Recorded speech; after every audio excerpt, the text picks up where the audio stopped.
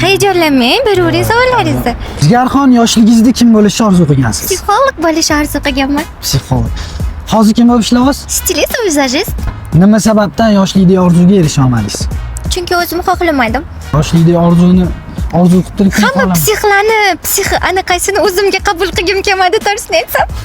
psixlash o'tda bo'lsanglar yozib yuboringlar. Oxirgi marta qimmatbaho nima podarka oldingiz? $1700 komplekt oldim.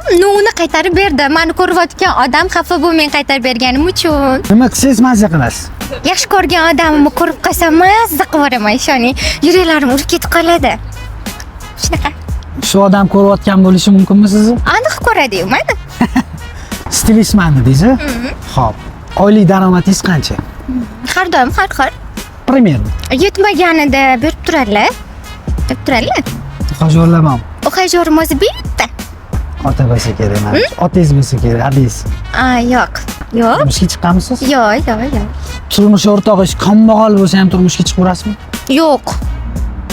Chunki o'zim qiynalib katta bo'lganim uchun endi qiynalishni xohlamayman. Yoshlarga maslahat, orzuligi orzu o'tmasligi uchun nima harakat qilishligi kerak? Shukrni ko'proq qilish kerak. Hayotda qancha Allohga shukr qilsak, shuncha natijaga ko'proq erishamiz. Harakatni ham to'xtatish kerak emas deb o'ylayman.